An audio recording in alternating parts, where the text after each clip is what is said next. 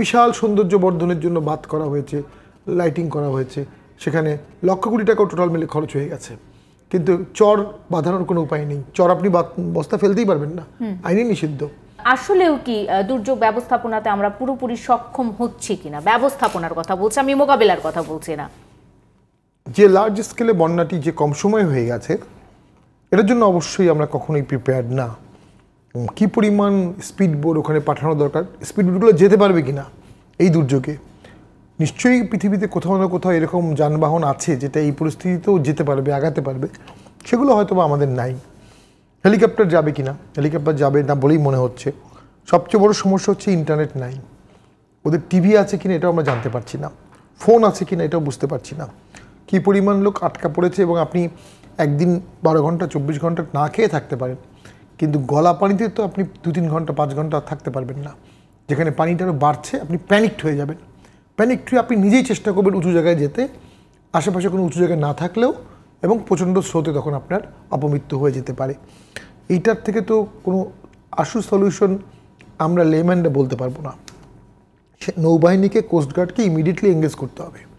আমার দৃঢ় বিশ্বাস শুধুমাত্র দুর্যোগ ব্যবস্থাপনা, দুর্যোগ মন্ত্রণালয় এখানে এই ধরনের সিচুয়েশনে খুব একটা ইফেক্টিভ রোল প্লে করতে পারবে না। আমাদের দুর্যোগ ব্যবস্থাপনাটা ধীরে ধীরে বন্যা হচ্ছে, ত্রাণ দেয়া, এটা একটা বড় পার্ট। এই রকম ইনস্ট্যান্ট ক্রাইসিসে উদ্ধার করার মতো প্রিপারেশন আমার মনে হয় তাদের নাই, সরঞ্জামও নাই। আর হচ্ছে ভলান্টিয়ার, প্রচুর ছেলে পেলে ভলান্টিয়ারলি ওখানে যেতে আগ্রহী, কিন্তু তারা আসলে কতটুকু কন্ট্রিবিউট করতে পারবে? ওই প্রচণ্ড পানির স্রোতে তারা ভেসে যেতে পারে, তাদেরকে নিয়ে আবার আরেকটা প্রবলেম হবে, দুর্যোগ শুরু হবে। এটা একটা কেন্দ্রীয় ব্যবস্থাপনা দরকার। নৌবাহিনী, সেনাবাহিনী, কোস্টগার্ড, ওখানে একটা অফিস করা দরকার।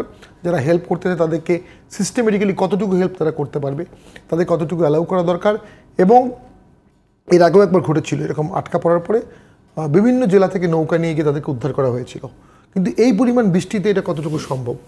তো আমি মনে করি এই মুহূর্তে যেটা প্রয়োজন আমাদের, তাদেরকে রিচ আউট করা, সেখানে ম্যাপিং করা দরকার। প্রতিটি গ্রাম থেকে 1-2জনকে কালেক্ট করতে হবে, সে ওই গ্রামের বাড়িগুলো জানবে, তাকে নিয়ে ওই বাড়িগুলো ভিজিট করা, ভেতরে কে আটকা পড়েছে, ছাদে কে আছে। প্রচণ্ড বৃষ্টি হচ্ছে, আপনি টিনের ছালের উপরে বসে আছেন, ছবি দেখলাম। তো এটা তো সে আর কতক্ষণ বসে থাকতে পারবে? ছোট বাচ্চার কি হবে, প্রেগন্যান্ট লেডির কি হবে, অতিবয়স্ক যারা তাদের কি হবে? সো মেনি মাল্টিপল প্রবলেম এর ভিতরে কিন্তু হয়ে যেতে পারে। তো আমি মনে করি সরকার একটা জরুরি মিটিং করেছে আজকে সকল উপদেষ্টার সাথে, সরকারি স্টেপ নিচ্ছে। আগের সরকারগুলোও এটা মোকাবেলা করতে ইকুইপ ছিল না, আর বর্তমান সরকার তো মাত্র 15-20 দিন হয়েছে, এবং ডেফিনেটলি এই ধরনের কিছু তারা এক্সপেক্টও করেনি, প্রিপেয়ার্ডও না।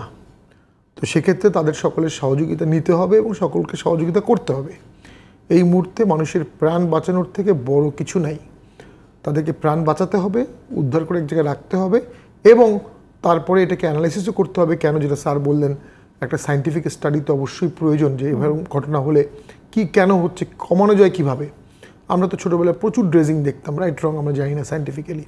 আমি এমপি থাকা অবস্থায় আমাদের এলাকায় প্রচুর বস্তা ফেলানো হয়েছে। যখনই কোনো বন্যা মানে নদী ভাঙন হতো, আমরা এমপিরা গিয়ে ওখানে বস্তা ফেলার ব্যবস্থা করতাম। বস্তা ফেলা কোনো স্থায়ী সমাধান না, একটা স্থায়ী বাঁধ হওয়ার আগ পর্যন্ত বস্তা ফেলা হতো, এবং বস্তা ওইখানেই ফেলানো হতো যেখানে স্থায়ী বাঁধ করা হবে মোস্টলি। এর বাইরে এমার্জেন্সি ফান্ড একদম কম ছিল, যেটা অনিয়ম সবচেয়ে বেশি হতো, যে পানির মধ্যে বস্তা ফেলে দিচ্ছে, সেটা খুব লিমিটেড ফান্ড ছিল। হ্যাঁ, তবে সেখানে কি ছিল, সুষম গভর্নেন্সটা ছিল না, যে এই এলাকায় বেশি প্রয়োজন, এই এলাকায় বেশি দিতে হবে। বিশাল সৌন্দর্য বর্ধনের জন্য বাঁধ করা হয়েছে, লাইটিং করা হয়েছে, সেখানে লক্ষ কোটি টাকাও টোটাল মিলে খরচ হয়ে গেছে, কিন্তু চর বাঁধানোর কোনো উপায় নেই। চর আপনি বস্তা ফেলতেই পারবেন না, আইনে নিষিদ্ধ।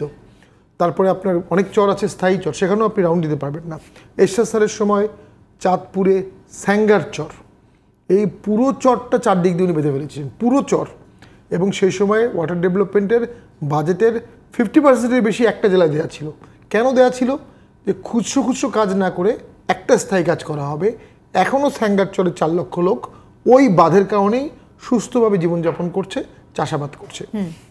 আরেকটি কি প্রবলেম, ওয়াটার ডেভেলপমেন্ট বোর্ড তো একটা বোর্ড, মানে আপনি যদি স্ট্রাকচারালি দেখেন সরকারি কাঠামোতে বোর্ড অনেক নিচের স্ট্রাকচার, ডিভিশনও না। ওখানে যিনি চিফ ইঞ্জিনিয়ার হচ্ছেন তার পদমর্যাদা কি আমি জানি না, জয়েন্ট সেক্রেটারি হতে পারে। এরা অনেক দিন ধরে বলছে যে এটা ডিভিশন করা হোক, মন্ত্রণালয় করা হোক, ডিভিশন করা হোক। সেখানেও কিন্তু এম্পাওয়ারমেন্ট প্রবলেম আছে। আর কি প্রবলেম আছে, বাজারের সমস্যা আছে। একটা নদীমাতৃক দেশ, সেইটার প্রথম তো আপনাকে আগে নদীটা ঠিক করতে হবে যতটুকু সম্ভব।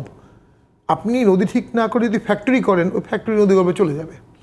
আমাদের দেশে না হলেও গত 5 বছরে অন্তত শতাধিক সরকারি স্থাপনা নদীগর্ভে চলে গেছে।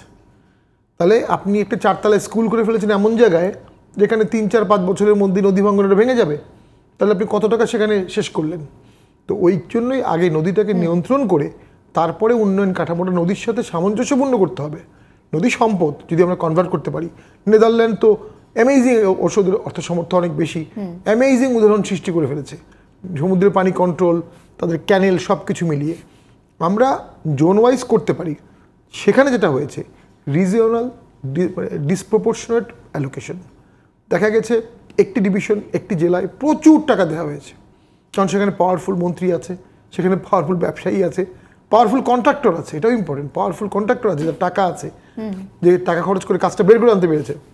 আবার দেখা যায় যেখানে প্রয়োজন, কুড়িগ্রাম, গাইবান্ধা, সেখানে 1,500-2,000-5,000 কোটি টাকার কাজ হয়েছে, হুইচ ইজ আগের থেকে অনেক বেশি, কিন্তু প্রপোর্শন অনুযায়ী খুবই কম।